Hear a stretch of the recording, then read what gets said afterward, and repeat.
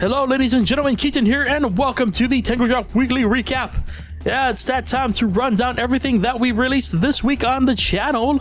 So let's go ahead and get on into it with Monday. On Monday, Joe did more Cosmocoria. This time I'm guessing with a nice little cute pink kitty of some sort. I say that because I've really tried not to watch Joe's videos because I'm also playing Cosmocoria and I kind of want all that, like, you know, to experience it for myself. But if you're not like me and you're not playing the game but you enjoy Cosmocoria, good news, more Cosmocoria this week on Monday for Joe's solo video. So go ahead and check it out. Alright, moving on to Tuesday. On Tuesday, I continued with more Outlast, a very special episode because it starts out pretty great. I get scared a bit, and let's just say by the end, I wasn't so scared.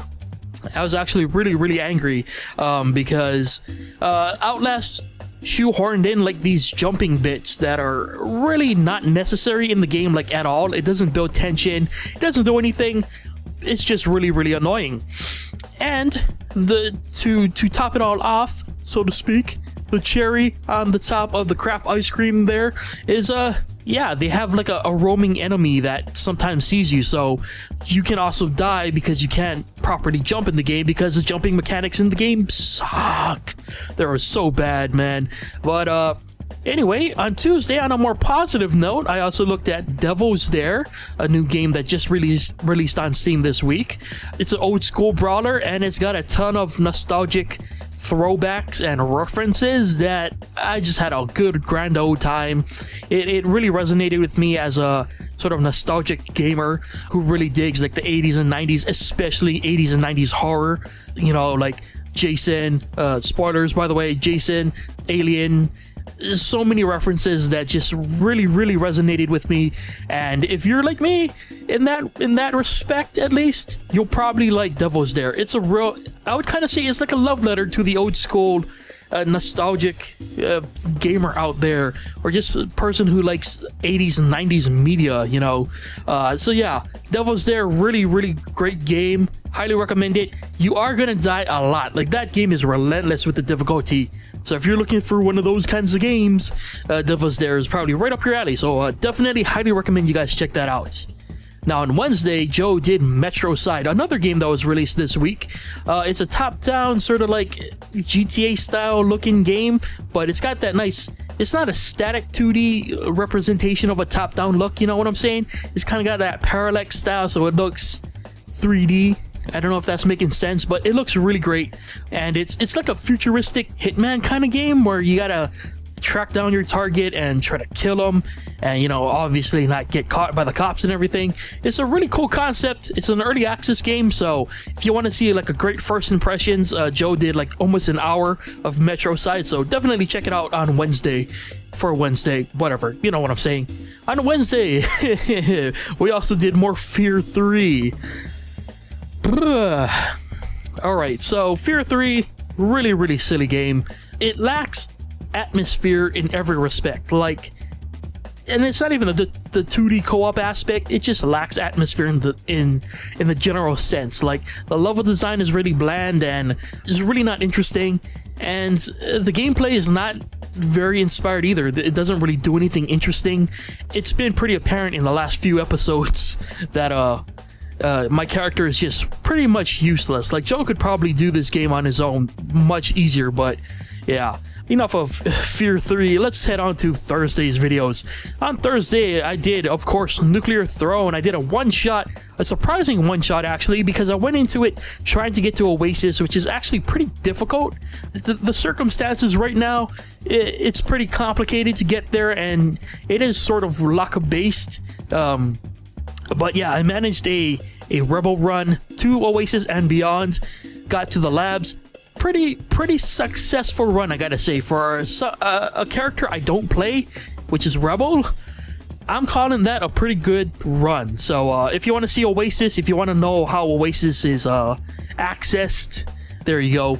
On Thursday, I also did more Outlast, of course, and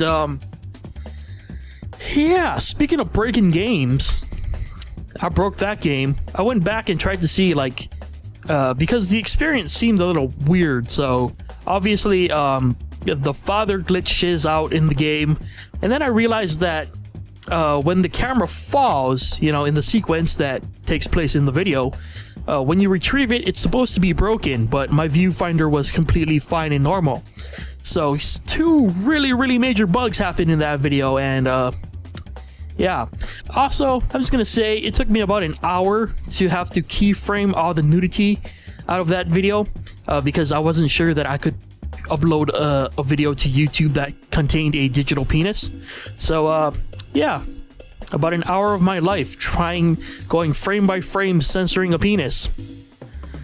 Yeah, staring at a big old penis, censoring it every single frame by frame, just looking at a penis. Anyway, moving on to the other Thursday video, which was a surprise.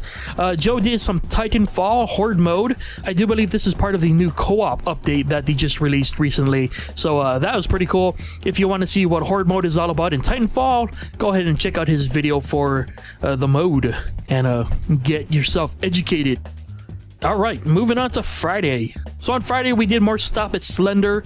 I don't even know what it is. It's just like a facility in the middle of a forest or something. I don't remember what the map is called, but it was probably the weakest map out of the 4 that we played, and there's a lot of content cut out of that map in particular, because a majority of it we were all just lost, because honestly the map was not made very well. It's too spacious, it's too hard to see what you have to collect, because there are clipboards that you have to collect, but there are also prop clipboards. So yeah, overall the map was not very good, but we tried to make the best of it. Joe got a little weird at some point, but you know, I don't blame him. Nothing really happened in that map, and yeah, it was most definitely the weakest out of all the maps we played. Again, I would say that the hospital was probably my favorite map, and probably the strongest candidate for like a location where Stop It Slender could take place. It's probably the best case scenario for any map, but you know, it had its moments. This map, you know, watching Slender chase Kevin around was fun, and you know, the ending with me doing some great scares on the guys was pretty fun as well. So it wasn't all bad, but it was definitely one of the weaker maps out of the maps we played. But anyway, moving on to Saturday. On Saturday, we took a look at the Five Nights at Freddy's map, assuming that it wasn't flagged by YouTube. Yeah, I'm recording this recap a little before I'm releasing the actual video, so there's the likeliness that that video is just gone. And if it's gone, I apologize. YouTube is stupid like that. But regardless, it was a fun map. It was sort of like the Five Nights at Freddy's experience, a little more scary because they were 3D models and you know they moved, but it was pretty fun. It was a fun experience. If it's not posted, maybe one day we'll be able to post that at some point. I don't know, but yeah, that was Saturday's video, and that's about the week in Tengu Drop videos. It was a pretty eventful continuance of series with some new games. Finally, at the end of the month, we're finally being able to cover some new games for you guys. I think we're gonna try and finish f.e.a.r 3 by next week, fingers crossed. And I'm not sure if Joe's planning to do any horror, like retro horror this week, this coming week, or anything. I will be finishing Outlast, and I will have another video for my solo video, so that's exciting. We're gonna finally finish Outlast to completion, which is great. And yeah, I guess the last thing I can kind of say is we will be doing something special for the fact that we hit 1,000 subscribers on the channel, but I'll talk about that more next week when I do the monthly vlog. So until then, thank you everyone who has watched the content this week. Again, I know it's been pretty lacking in like a variety, but yeah, we really appreciate everyone who supports the series, whether they're really into it or not. So thank you to those people. If you missed anything throughout the week, you can find everything that we did this week in the description. So you know, it's all there for you to access at your own leisure. So go ahead and check out everything you might have missed, get caught up, and get hyped for next week. So yes, with that, thank you for watching, and I'll see you guys next week with another Tengu Drop Recap. Bye!